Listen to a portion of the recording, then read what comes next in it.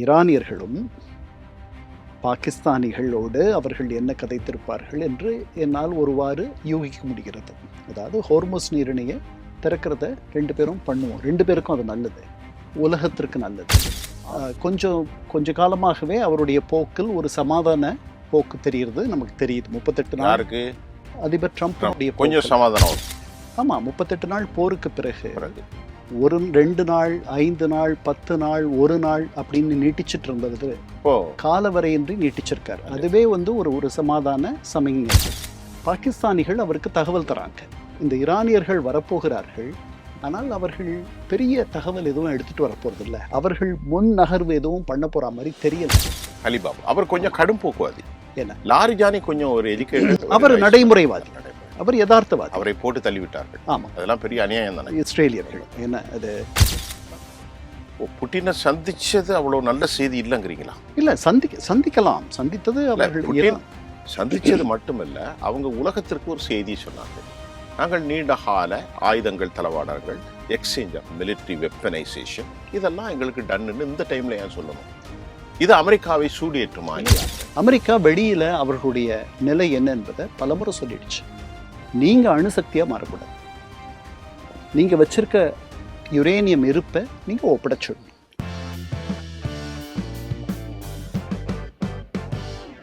வணக்கம் நேயர்களே, இன்றைக்கு ஜெம் தொலைக்காட்சியுடைய சர்வதேச காணொலிக்காக ஐநாவுடைய அரசியல் ஆலோசகர் கண்ணியத்துக்குரிய கண்ணன் ராஜரத்னம் அவர்களோடு சமகால நிகழ்வுகளை நாம் கதைக்க போகிறோம். இப்படி அமருக்கு வந்திருக்கக்கூடிய தோழர் கண்ணன் ராஜரத்னம் அவர்களே வரவேற்கிறேன். ஐயா வாங்க. வணக்கம் சுஃபியான் சார். இப்போ இந்த ஹெர்மூஸுடைய பிளாக் ஹெட், அமெரிக்காவுடைய ஷூட், அதெல்லாம் நம்ம சேர்ந்து தான் பேச போகிறோம். இப்போ என்னன்னா ஒரு கன்ஃபேபுலேஷன், த சிச்சுவேஷன் டு பி அப்படி தான் தெரியுது, ஒரு விதமான குழப்பம். அப்பாஸ் அராக்கச்சி புட்டினை சந்திச்சிருக்கிறாரு, அவர்களுக்குள்ள மிலிட்ரி அக்ரிமெண்ட் டன்னு, அது ஒரு ஓப்பன் டிஸ்க்ளோஸ் ஆயிட்டு. இப்போ இந்த பிரச்சனைகளில் நேற்று பாசிட்டிவாக லேவெட், அவர் கரோலினா லேவெட் சொல்கிறாங்க, இப்போ கொடுத்துருக்கக்கூடிய அந்த பீஸ் அந்த process will discuss it on the desk அப்படின்னு சொல்கிறாங்க. How to react, what will happen?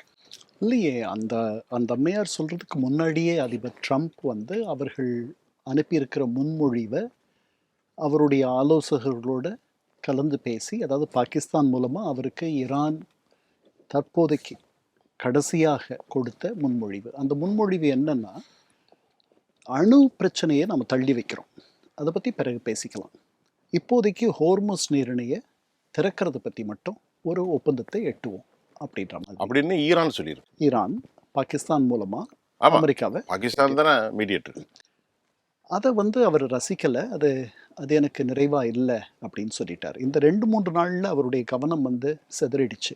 இதில் ஈரான் தொடர்பாக அவர் அதிகம் பேசலை. அவர் ஒரு 3 நாள் முன்னாடி ஒரு துப்பாக்கி சூடு சம்பவம் நடந்த இடத்துல அவரும் அவருடைய அமைச்சரவை சகாக்கள் சில பேரும் அவருடைய மனைவியும் துணை அதிபர் இவங்கெல்லாம் இருந்தார்கள். அதனால் அவருடைய கவனம் தப்பியிருக்கு. இதுக்கு இடையில் அப்பாஸ் அராக்ச்சி பாகிஸ்தானுக்கு வந்ததும், அங்கிருந்து ஒமான் போனதும், திருப்பியும் ரஷ்யா இதுக்கு வந்ததும், பாகிஸ்தான் வந்தார். அதற்கு பிறகு ரஷ்யாவுக்கு போய் புட்டினை சந்தித்ததும், இதில் என்ன பெரிதாக இவர்களோடு ஈரானியர்கள் கதைத்திருப்பார்கள் என்பது ஒரு மர்மமாக எனக்கு இருக்கிறது. யாரும் ஈரானியர்களும் பாகிஸ்தானிகளோடு அவர்கள் என்ன கதைத்திருப்பார்கள் என்று என்னால் ஒருவாறு யூகிக்க முடிகிறது.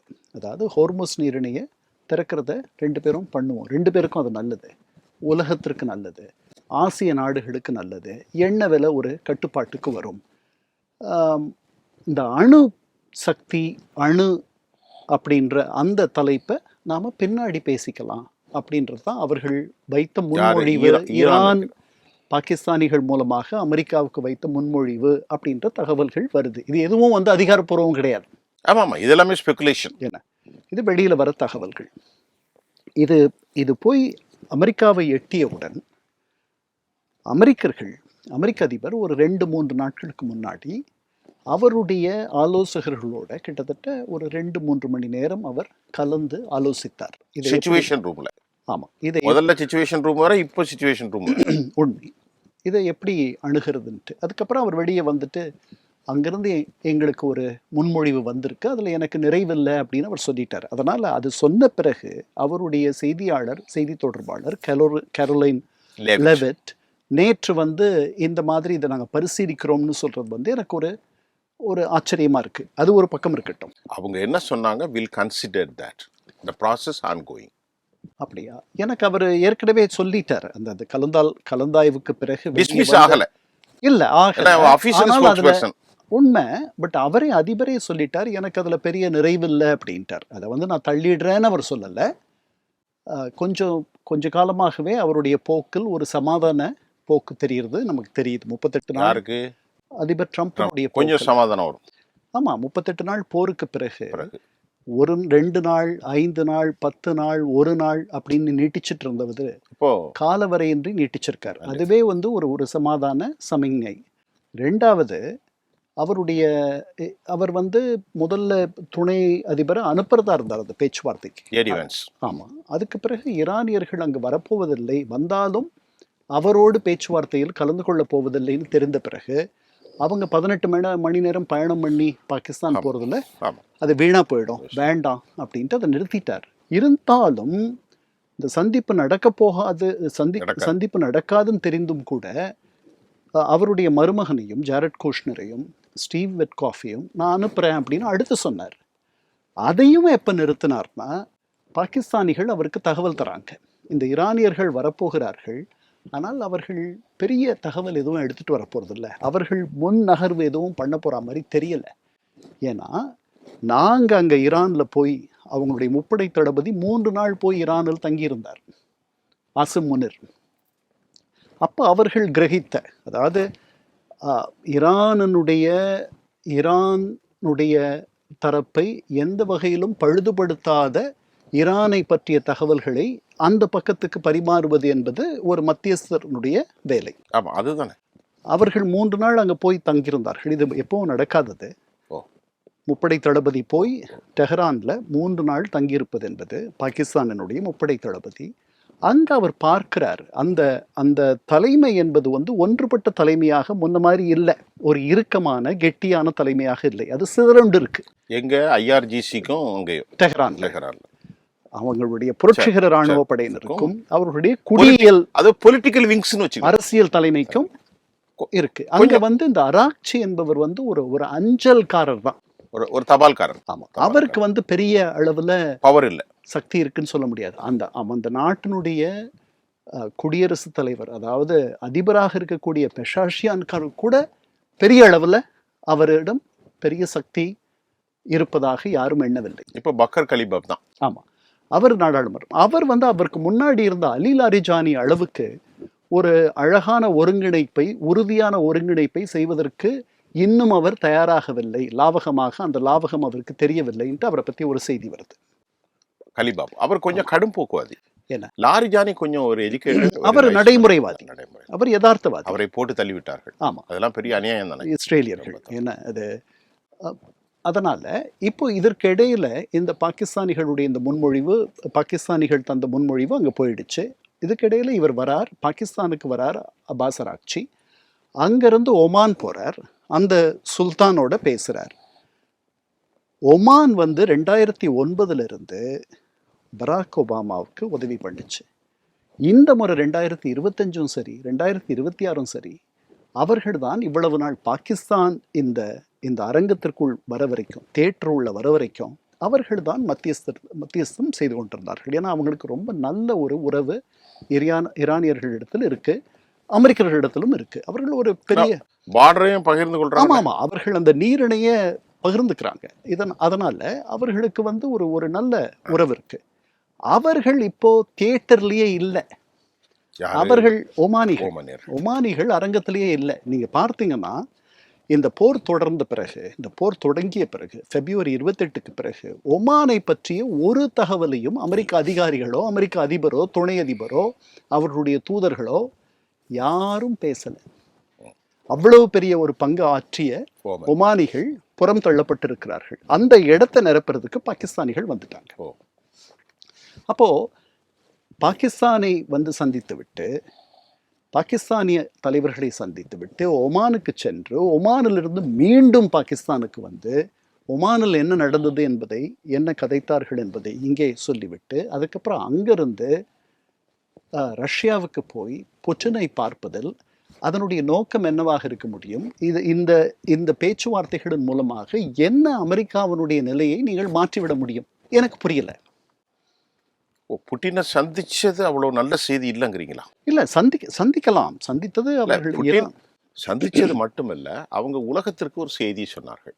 நாங்கள் நீண்ட கால ஆயுதங்கள் தளவாடங்கள், எக்ஸ்சேஞ்ச் ஆஃப் மிலிட்ரி வெப்பனைசேஷன், இதெல்லாம் எங்களுக்கு டன்னு இந்த டைம்ல ஏன் சொல்லணும்? இது அமெரிக்காவை சூடியேற்றுமா இல்லையா? அவர் அமெரிக்க அதிபர் ஏற்கனவே சொல்லிட்டார். அவர்கள் அமெரிக்க தளங்களையும் அமெரிக்க வீரர்கள் இருக்கும் இடங்களையும் அதற்கான வானிலை துணைக்கோள் வரைபடங்களையும் ரஷ்யர்கள் அவர்களோடு பகிர்ந்து கொள்ளுகிறார்கள் என்று நான் ஐயப்படுகிறேன்ட்டு 8 வாரம் முன்னாடியே சொல்லிட்டார். அது உண்மைதானே? அதனால இந்த சந்திப்பு மூலமாக எதுவும் புதிதாக யாருக்கும் தெரிய வேண்டிய அவசியம் இல்லை. 2வது, உங்க தோழமையும் நட்புறவும் நீங்கள் 2 பேரும் தூக்கி நிறுத்திய பஷார் அல் அசாதை காப்பாற்றவில்லை. அவர் தான் ஓடிட்டாரு. எங்க இருக்காரு? ஓட வேண்டிய அவசியம் வந்துருச்சு. அவர் ரஷ்யாவில் தஞ்சமடைந்திருக்கிறார். அவ்வளவுதான் பண்ண முடிஞ்சது. அதனால இந்த இந்த சுற்று பேச்சுவார்த்தைகளில் நீங்கள் கண்ட பலன் என்னன்னு எனக்கு தெரியல. இதற்கு ஈரானுடைய இராணுவ தலைமை மிக கெட்டியாக எந்த விதமான நகர்வும் எடுக்கக்கூடாது என்ற அளவில் அவர்கள் உறுதியாக இருக்கிறார்கள். அங்கே இந்த 3 நாளில் என்ன நடந்துருச்சு?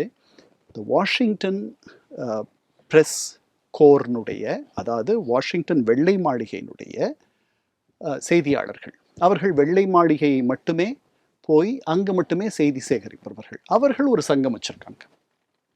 அந்த சங்கத்தினுடைய ஆண்டு விழா, ஒவ்வொரு ஆண்டும் ஒரு விழா நடக்கும். அந்த விழா 50 ஆண்டுகளாக வாஷிங்டனில் இருக்கிற ஹில்டன் ஹோட்டலில் நடக்குது. 2000 பேர் குழுமி இருக்கிறார்கள். இந்த இந்த பழக்கம், இந்த வழக்கம் ஆண்டாண்டு நடக்கும். இந்த விழா எப்போ தொடங்குச்சு? 1921 தொடங்குச்சு. எப்பவுமே ஏப்ரல்ல லாஸ்ட் வீக்ல நடக்கும். 50 ஆண்டுகளாக இங்கே நடக்குது. இதே இடத்துல தான் ரொனால்ட் ரேகன் 1980களில் தாக்கப்பட்டார். இதே ஹில்டன்ல. ஆமா, ஏன்னா அங்க இது நடக்குது. 2000 பேர் இருக்காங்க. கீழ்த்தளத்துல பேஸ்மெண்ட்ல நடக்குது. மாடியில வாசல்ல இவரை சுடுவதற்காக 2 துப்பாக்கிகள், ஒரு செமை ஆட்டோமேட்டிக் வெப்பன், அதாவது பாதி தானியங்கி துப்பாக்கி, இன்னொன்னு ஷாட்கன். இந்த 2 துப்பாக்கி. ஆமா, 3 கத்திகள். இது எப்படி உள்ள வந்துச்சு? இப்போ இதையெல்லாம் வைத்திருக்கிற ஒருத்தர் முன்னாடி நாளே வந்து அந்த ஹோட்டல்ல தங்குறார். இந்த 31 வயது இளைஞர், கலிபோர்னியாவிலிருந்து வந்தவர், அந்த ஹோட்டல்ல தங்குறார். எந்த ஹோட்டல்ல இந்த நிகழ்ச்சி நடக்க போதோ ஒரு நாள் முன்னாடியே அறை எடுத்து தங்குறார். கோல் தாமஸ் ஹாலன். ஆமா, கலிபோர்னியா இன்ஸ்டிடியூட் ஆஃப் டெக்னாலஜின்ற ஒரு உயர்ந்த படித்தவர், ஒரு தொழில்நுட்ப பல்கலைக்கழகத்தில் படித்தவர். அவர் வரார். அதுக்கப்புறம் இந்த நிகழ்ச்சி கீழே நடந்துட்டு இருக்கு. நூற்றுக்கணக்கான பாதுகாவலர்கள், நூற்றுக்கணக்கான பாதுகாப்பு அதிகாரிகள் வெளியில இருக்காங்க, மேல் தளத்தில் இருக்காங்க, கீழே இருக்காங்க. அவர் இந்த 2 துப்பாக்கியோட அவர் உள்ளே வருகிறார். 3 கத்திகளோடு உள்ளே வந்து ஒருவரை சுடுகிறார். ஒரு பாதுகாவலரை, ஒரு பாதுகாப்பு அதிகாரியை. அவர் வந்து கவசம் போட்டிருக்கார், குண்டு துளைக்காத கவசம், வெஸ்ட். அதனால மார்புல தாக்கின குண்டு அவருக்கு பெரிய சேதத்தை ஏற்படுத்தவில்லை, தப்பிட்டார். ஆமா, அவர் விழறதுக்கு முன்னாடி அவர் பலமுறை சுடுறார். சுட்ட உடனே அவர் கீழே போறார். உடனே அவரை பிடிச்சிடுறாங்க, அந்த 2 துப்பாக்கியோட சுட வந்தவர், அதாவது கோல் தாமஸ் ஹாலன். ஆமா, ஆலன். கீழ்த்தளத்துல இந்த நிகழ்ச்சி நடந்துட்டு இருக்கும்போது இந்த வேட்டு சத்தம் கேக்குது. இந்த வேட்டு சத்தம் வந்து ஒரு நல்ல சத்தமாக அவர்களுக்கு தெரியல. அதாவது வெடிச்சத்தத்துல நல்ல சத்தம் இருக்கு. இது வந்து ஒரு அவல சத்தமாக அங்க இருக்கவங்களுக்கு புரியுது. அவர்கள் உடனே வந்து அவருடைய ட்ரம்ப்னுடைய மெய்காப்பாளர்கள் அவரை உடனே அழைச்சிட்டு போயிடுறாங்க. அவருடைய துணை அதிபரை தோளை பத்தி உடனே அவரை கீழே தள்ளி அவரையும் அழைச்சிட்டு போறாங்க. பார்க்க முடிஞ்ச வீடியோ. ஆமா, அவங்களுடைய மெலனியா ட்ரம்ப், அவங்களுடைய மனைவி அப்படியே திக்பிரம அடைஞ்சிடுறாங்க. இவ்வளவும் நடக்குது. 2000 பேர் இருக்காங்க. பாதியிலேயே அந்த விருந்து நின்று போயிடுது. இது 8:35 3 நாள் முன்னாடி மாலையில அங்க நடக்குது, வாஷிங்டன் டிசியில. அங்கிருந்து ஒரு மைல் தள்ளி இருக்கு வெள்ளை மாளிகை. வெள்ளை மாளிகைக்கு போய் சேர்ந்துடுறாரு இவர் அதிபர் ட்ரம்ப். அவருடைய கூட அந்த நிகழ்ச்சி நடக்கும்போது கூட மார்க்கோ ரூபியோ இருக்கார், கூட அவருடைய ராபர்ட் கென்னடியினுடைய தம்பியினுடைய பையன் மகன் மகன். அவர் இருக்கார். இவர்களெல்லாம் பாதுகாப்பாக அழைச்சிட்டு போயிடுறாங்க. அங்கே போன உடனே 9:17 ஒரு பதிவு போடுறார். இன்னும் அரை மணி நேரத்தில் நான் செய்தியாளர்களை சந்திக்க போகிறேன் ட்ரம்ப் சொல்லிட்டு, அதுக்கப்புறம் என்ன சொல்கிறார், இந்த நிகழ்ச்சி தொடர்ந்து நடக்கட்டும் அப்படின்றார். அதுக்கப்புறம் என்ன சொல்கிறார், 30 நாட்களில் திருப்பி நாம் இந்த நிகழ்ச்சியை நடத்துவோம் அப்படின்னும் சொல்கிறார். இந்த நிகழ்ச்சி தொடர்ந்து நடக்கட்டோன உடனே ஒரு அரை மணி நேரம் இடைவெளிக்கு பிறகு மீண்டும் இந்த நிகழ்ச்சி தொடர்ந்து நடக்குது. அவர் இல்லை, அவருடைய அமைச்சரவை சகாக்கள் இல்லை, அவருடைய துணை அதிபர் இல்லை. அரை மணி நேரத்துக்கு பிறகு செய்தியாளர்களை சந்திக்கும் பொழுது ரொம்ப உற்சாகத்தோடு பேசுகிறார். அவங்க மனைவி ட்ரம்ப், அவங்க மனைவி திக்பிரம அடைஞ்ச மாதிரி இருக்காங்க. அவர் சொல்கிறாரு ட்ராமடைசிங் அப்படின்னு சொல்கிறார். மற்றவர்களெல்லாம் அவருடைய அமைச்சரவை சகாக்கள் இருக்கிறார்கள். சொல்கிறார், எனக்கு அங்கே என்ன நடக்குதுன்னு பார்க்கணுன்னு நான் ஆசைப்பட்டேன். இவர் ஆமாம், எனக்கு கொஞ்சமும் அச்சம் இல்லை, நான் உலகத்தினுடைய மிக ஆபத்தான ஒரு வேலையில் இருக்கிறேன்னு எனக்கு தெரியுது அப்படின்னு சொல்கிறார். இதற்கு முன்னாடி இது மாதிரி 2 தடவை நடந்திருக்கு. 2024 முதல்ல ஜூலை 2024 பென்சில்வேனியா, புளோரிடா. ஆமாம், கோல்ஃப் இதில். ஆமாம், அந்த 2வது முறை அவரை தாக்க வந்ததாக நாம் எண்ணுகிற அந்த துப்பாக்கியோடு இருந்தவரை சுட்டு கொண்டுட்டாங்க. முதல் முறை நீங்க பார்த்திருப்பீங்க, எல்லாரும் பார்த்தோம், தொலைக்காட்சியில் அவருடைய காதை உரசிக்கிட்டு போய் அவர் உடனே அவருடைய முஷ்டியை உயர்த்துறது, அது ஆபத்தான போக்கு. ஆமா, அது அவருடைய தளத்துல, அவருடைய ஆதரவு தளத்தில் அவருக்கு ஒரு பெரிய பிம்ப ஏற்றத்தை ஏற்படுத்துச்சு, ஒரு பிம்பத்தை. அதனால இதெல்லாம் நடந்துச்சு. அதனால இந்த ஒரு 3-4 நாளா அவர் ஈரானை பற்றிய அதிகமாக ஒரு சின்ன குறுக்கீடு சொல்லுங்க. அதே தளத்தில் சுவரில் ஒரு நாளைக்கு முன்னாடி ஜெஃப்ரி எப்ஸ்டீனுடைய காணொளி ஒளிபரப்பப்பட்டது. அதில் அமெரிக்கர்களால் அப்பொழுது எப்ஸ்டீனோடு இவர் இருந்த படம் இருந்தது. அதற்கு பிறகு இப்பொழுது ஈரானுடைய விவகாரத்தில் அவருடைய முடிவுகள் சரியில்லை என்பதுகின்ற அமெரிக்காவுடைய மாற்று கருத்துக்கள், அமெரிக்காவுடைய ரெசஷன், அமெரிக்காவுடைய இன்ஃப்ளேஷன், ஒரு கேலன் பெட்ரோல் 2 சம்திங் இருந்தது, இப்போ 4 ஆனது. Expecting more, that will rise, that could happen today or tomorrow, day after tomorrow, அது நமக்கு தெரியாது. இப்படிப்பட்ட சூழலை டைவெர்ட் பண்ணுறதுக்கு, the people attention to be divert, இந்த மாதிரி ஒரு செட்டப்னு நான் சொல்லலை, நீங்களும் சொல்லலை, அமெரிக்காவுடைய வலைத்தளங்களில் வருது. இதை பற்றி என்ன நினைக்கிறேன்? இல்லை, பொறுப்பான எந்த ஜனநாயக கட்சியை சேர்ந்தவர்கள் கூட இந்த மாதிரி ஒரு வியூகத்தை வைக்கலை. அவர்கள் அப்படி நினைக்கல. அதாவது அவர் ஒரு பிரிப்பவர், அவர் ஒரு டிவைசிவ் ஃபிகர், அதில் ஒன்றும் சந்தேகமே இல்லை. அவர் ஒரு போலரைசிங் ஃபிகர். சார், அவர் வந்த பிறகு அவர் எடுக்கக்கூடிய அடாவடி முடிவுகள் பல பேரை துன்பத்தில் ஆழ்த்துகின்றன, அதையும் மறுக்க முடியாது. ஆனால் இவருக்கு முன்பாக இதுவரைக்கும் 4 பேர் கொல்லப்பட்டிருக்கிறார்கள்.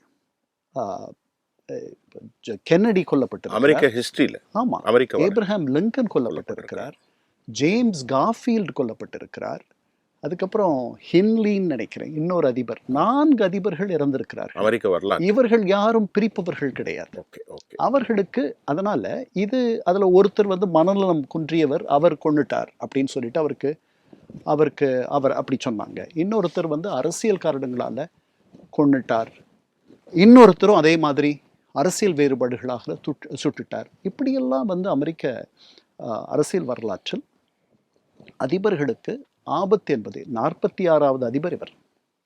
இந்த 46 பேர்ல 4 பேர் கொல்லப்பட்டார்கள். 3 பேருக்கு ஜெரால்ட் ஃபோர்ட், ரொனால்ட் ரேகன், அதுக்கப்புறம் இன்னொரு அதிபர், இந்த 3 பேரையும் சுட முயன்று தப்பித்து விட்டார்கள். நிக்சன் நினைக்கிறேன், எனக்கு சரியா நினைவில்லை இப்போ. நிக்சன் ஆண்டு அமெரிக்காவில் இது ஒரு கலாச்சாரமாக இருக்கிறது. ஏன்னா அமெரிக்கர்கள் அத்தனை பேரும் துப்பாக்கி வைத்துக் கொள்ளலாம். நீங்க வயதுக்கு வந்துட்டீங்கன்னா நீங்க வைத்துக் கொள்ளலாம், அது உங்களுடைய அடிப்படை உரிமை. எலிஜிபிள். ஆமாம், அதை அவர்களுடைய அரசியல் சாசனத்திலேயே வைத்திருக்கிறார்கள். இப்போ இந்த 2 விஷயம் சொன்னீங்க. இப்போ இன்றைக்கு ஜெர்மனுடைய ஸ்டேட்மெண்ட்டு, ஜெர்மனுடைய அவர் பேர் என்னது தெளிவாக சொல்லியிருக்கிறாரு. இந்த போரில் அமெரிக்காவுடைய நாளிதழ்கள் 3, Washington post, Wall Street Journal, New York times, ஈரானுடைய கை ஓங்கி இருக்கிறது அப்படிங்கிறத போட்டாங்க. அது அவருக்கு மாற்று கருத்து சொன்னார். அவருடைய ஆர்சனல்ல ஆயுதங்கள் வெப்பனைசேஷன்ங்கிற அளவிற்கு சற்று குறைவாக இருக்கிறது. Impossible to enter the again battle field அப்படிங்கிற ஒரு தகவலும் வருகிறது. இப்போ இவர்களுக்கும் ஈரானுக்கும் ஏராளமான பொருளாதார நெருக்கடி. நாள் ஒன்றுக்கு 400 மில்லியன் அவர்களுக்கு லாஸ் ஆகும். இந்த நெகோசியேஷன் நீங்கள் என்ன நினைக்கிறீங்க? How do you react or your thinking? ஒரு நாலேஜ்ஃபுல் பர்சனாக எப்படியாவது ஒரு பீஸ் வருமா? ஆனால் ரெண்டு பக்கமே அதுக்கான வாய்ப்புகள் இல்லை. மறுபடியும் எஸ்கலேஷன் ஆஃப் வாருங்கிறதுக்கு வாய்ப்பு இல்லை. நீங்கள் என்ன நினைக்கிறீங்க ஒரு சர்வதேச பார்வையாளராக? இல்லை, இது வந்து ஒரு ஒரு ஸ்டேல்மேட் ஆ. அப்படின்னு ஆங்கிலத்தில் சொல்லுவாங்க இல்லையா, அந்த நிலையில் நாம் இருக்கோம். இது வந்து ஒரு ரெண்டு பேரும் ஒரு ஒரு சந்திக்கிறோம் ஒரு தெருவில். அந்த தெருவில் யாராவது ஒருத்தர் நகர்ந்தால் ஒழிய இன்னொருத்தர் போக முடியாதுன்ற மாதிரி ஒரு இருக்கு. குறுகலான ஆமா. அப்படித்தான் அந்த இடத்துல இப்ப நம்ம நின்றுட்டு இருக்கோம். இதற்கு வந்து ஆஃப் ரேம்ப்ன்ட்டு ஆங்கிலத்துல சொல்வார். Okay. அங்கிருந்து அவர்களை அந்த அகற்ற பாதையிலிருந்து வேண்டும். அகற்றி பக்கத்தில் இருக்கக்கூடிய ஒரு குறுக்கு பாதை வழியாக அவர்களை போகச் செய்வது. அந்த மாதிரி இவர்கள் ரெண்டு பேருடைய முகமும் கவிழாமல் அப்படி ஒரு உபாயத்தை யார் செய்வார்கள்னு பார்க்கணும். அந்த மாதிரி என்ன உபாயம் இருக்குன்னு எனக்கு தெரியல. உலகத்துல இருக்க யாருக்கும் இப்போ வரைக்கும் தெரிஞ்சதா எனக்கு தெரியல. தெரிஞ்சிருந்தா இந்நேரம் அவர்களுக்குள்ள ஒரு இணக்கம் வந்திருக்கணும். நீங்க சொல்றது நான் இப்படி நினைக்கிறேன். ஒரு ஆளுமை உள்ள ஒரு பர்சனாலிட்டியான ஒரு கரிஸ்மாட்டிக் ஹெட் இல்லையோ இவர்களை தலையில தட்டி ரெண்டு பேரையும் உட்கார வச்சு பேசுறதுக்கு, அப்படி நினைக்கிறீங்களா? வாங்க உட்காருங்க, எப்படி இல்ல, பிரச்சனை அப்படி இல்ல. உங்ககிட்ட இருந்து சில விஷயங்களை நான் வாங்க வேண்டும். இவரிடம் இருந்து நான் மத்தியஸ்தம் பண்றேன் அப்படின்னா இவர்கிட்ட இருந்து சில விஷயங்களை நான் வாங்கணும். இவங்க கிட்ட இருந்து வாங்குறது சிலது உங்களுக்கு ஏற்புடையதா இருக்கணும். உங்ககிட்ட இருந்து வாங்குறது இவர்களுக்கு ஏற்புடையதா இருக்கணும். அந்த மாதிரி உங்க ரெண்டு பேர்கிட்ட இருந்து வாங்கி தரக்கூடிய பரிமாறக்கூடிய ஒரு நிலையில் நீங்கள் ரெண்டு பேரும் என்னை வைக்கவில்லை. ஓ, நீங்க ரெண்டு பேரும் you're sitting on your high horses. அதுதான் முக்கியம். என்ன, நீங்க வந்து ஒரு கணவன் மனைவிய அவர்களை சமாதானம் செய்வது, டிவோர்ஸ் வருது, ஒரு ஆமிகபிள் செட்டில்மென்ட். நீங்க ரெண்டு பேர் கொஞ்சம் இறங்கி வந்தால் தான் என்னால எதுவும் பண்ண முடியும். இப்ப அந்த இடத்துல நான் ஒரு சின்ன கேள்வி. அசீம் முனீரும் சஃபா ஷெரீஃபும் ஒரு டிசர்வ்டு ஆளுமையாக இல்லையோ இந்த விவகாரத்தில்? இல்ல, அப்படி இல்லை. இதை யாரு செய்தாலுமே இது வந்து வானத்தை வெல்லா வளைக்கிற முயற்சி. கஷ்டம் தான், ரொம்ப ரொம்ப. இதை வந்து நீங்க கொஞ்சமாவது நீங்க இடம் கொடுத்தா தான் என்னால உங்களுக்கு உதவி பண்ண முடியும். நீங்க எனக்கு உதவி பண்றதுக்கு அனுமதித்தால் தான் நான் உங்களுக்கு உதவி பண்ண முடியும். அதே மாதிரிதான் அமெரிக்காவும். அமெரிக்கா வெளியில அவர்களுடைய நிலை என்ன என்பதை பலமுறை சொல்லிடுச்சு. நீங்க அணுசக்தியா மாறக்கூடாது. நீங்க வச்சிருக்க யுரேனியம் இருப்பை நீங்க ஒப்படைச்சிடணும். அது அவங்க இதை ரெண்டுத்தையும் அவர்கள் ஒப்புக்கொள்ளவில்லை. அதற்கு எதற்கு இவ்வளவு வந்து அவர்கள் அதை வந்து ஒரு பெரிய அவர்களுடைய ஒரு பிறப்புரிமை, பிரிக்க முடியாத உரிமை அப்படின்னு நினைக்கிறாங்கன்றது எனக்கு புரியல. ஏன்னா அவர்களுடைய மக்கள் இவ்வளவு துன்பத்தில் இருக்கிறார்கள். இதை விட பெரிய துன்பம் அவர்களுக்கு அவர்களுடைய வாழ்நாளில் எப்போதாவது வந்திருக்குமான்னு தெரியல.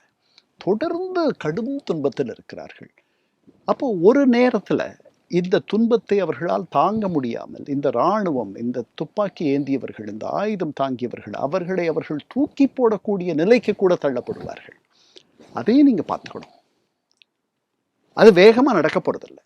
அதுதான் உங்களுக்கு இருக்கக்கூடிய பாதுகாப்பு. சரி, இப்போ அமெரிக்கா, இப்போ நாங்க வந்து நமக்கு கண்ணு கட்டிய வரைக்கும் எல்லைகள் தெரியவில்லை.